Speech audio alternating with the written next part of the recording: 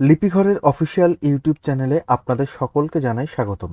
আজ আমরা আপনাদের কাছে যে টিউটোরিয়ালটি নিয়ে এসেছি সেই টিউটোরিয়ালটিতে আমরা শিখব কিভাবে পিক্সেল ল্যাবে লিপিঘরের ফন্ট সঠিকভাবে অ্যাড অথবা সংযুক্ত করা যায়। পিক্সেল ল্যাবে লিপিঘরের ফন্ট সঠিকভাবে সংযুক্ত বা অ্যাড করতে হলে আপনাকে অবশ্যই টিউটোরিয়ালটি প্রথম থেকে শেষ পর্যন্ত দেখতে হবে। তাহলে চলুন আমরা টিউটোরিয়ালটিকে শুরু করি। পিক্সেল ল্যাবে লিপিঘরের ফন্ট ব্যবহার করে লিখতে গেলে আমাদের তিনটি সফটওয়্যারের প্রয়োজন। প্রথমত আমাদের ফন্ট ডাউনলোড বা লিপিঘর ওপেন করার জন্য গুগল ক্রোমের দরকার। দ্বিতীয়ত ডাউনলোড করা জিপ থেকে ফন্টের ফাইল অর্থাৎ টিটিএফ আনজিপ করার জন্য জেড আর্কাইভার নামক সফটওয়্যারটির দরকার। এবং তৃতীয়ত পিক্সেল ল্যাবের দরকার, যেটি দিয়ে আমরা ফন্টটিকে অ্যাড করব। তাহলে আমরা প্রথমে ক্রোম ওপেন করছি। ক্রোমে দেখুন লিপিঘরের ওয়েবসাইটটি খোলা আছে। এখান থেকে আমরা যে কোনো একটি ফন্টকে ডাউনলোড করছি। আমরা মানোয়ার মাতৃভূমি ফন্টটিকে ডাউনলোড করছি। ডাউনলোডে ট্যাপ করছি। উপরোক্ত বিষয়ে আমি একমত ক্লিক করে ডাউনলোড করছি। ওপরে দেখুন ফাইলস ডাউনলোডেড একটি মেসেজ চলে এসেছে, অর্থাৎ আমাদের ফন্টটি ডাউনলোড হয়ে গেছে। এবার আমরা জেড আর্কাইভার ওপেন করছি। যেহেতু গুগল ক্রোম থেকে কোনো ডেটা ডাউনলোড করলে সেটি ডাউনলোডস ফোল্ডারের মধ্যে গিয়ে থাকে, তো এখানে জেড আর্কাইভার ওপেন হওয়ার পর দেখুন এই যে ডাউনলোডস ফোল্ডারটি আমাদের আছে, ডাউনলোডস ফোল্ডারটি আমরা ক্লিক করছি। এখানে দেখুন মাতৃভূমি ডট জিপ অর্থাৎ জিপ ফাইলটি চলে এসছে। আমরা এবার মাতৃভূমি ডট জিপের উপরে ট্যাপ করছি।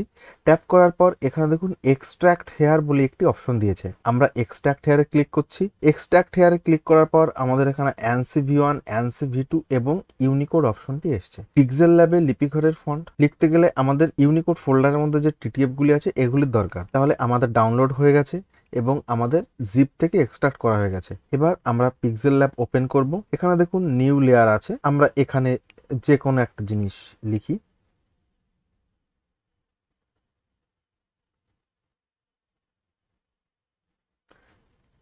দেখুন এখানে ফোনের যে ডিফল্ট ফন্ট অর্থাৎ নোটো ফন্ট সেটিতে এসছে। এবার আমরা এর আইকন আছে এর উপর ক্লিক করি। ডান দিকে যাওয়ার পরে এখানে দেখুন ফন্ট এ বি আছে, এই ফন্ট অপশনটি এটার উপর আমরা ক্লিক করছি। ক্লিক করার পর এখানে দেখুন প্রথমে ফন্টস আছে, তারপরে মাই ফন্টস আছে, তারপর রিসেন্ট আছে। আমরা মাই ফন্টসে ক্লিক করছি। মাই ফন্টসে ক্লিক করার পর দেখুন এখানে সার্চ আছে এবং এখানে দুটি আইকন আছে, একটি টি আইকনের পাশে প্লাস এবং একটি ফোল্ডার আইকনের পাশে প্লাস।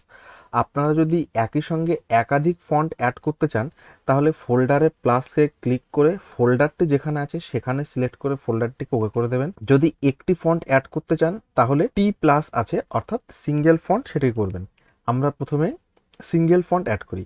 তাহলে আমরা এখানে টি প্লাস আছে এই ওপরে ডান দিকের দুটি আইকনের বাঁ দিকের আইকনটা আমরা ক্লিক করছি।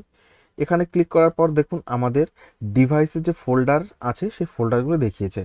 যেহেতু আমরা ডাউনলোডের মধ্যে গিয়ে এক্সট্রাক্ট করেছিলাম সেহেতু আমরা এখান থেকে ডাউনলোড ফোল্ডারের উপর ট্যাপ করছি। করার পর এখানে দেখুন অ্যানসি ভি1, ভি2 এবং ইউনিকোড আছে।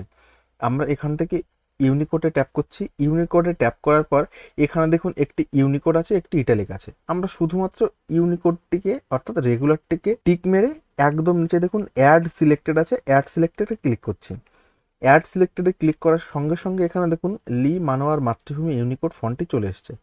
আমরা এই ফন্টের উপর ট্যাপ করছি এবং ওকে করছি। তাহলে আমরা শিখলাম কিভাবে পিক্সেল ল্যাবে আমরা লিপিঘরের ইউনিকোড ফন্ট অ্যাড করতে পারি। টিউটোরিয়ালটিকে শেষ পর্যন্ত দেখার জন্য আপনাকে অসংখ্য ধন্যবাদ।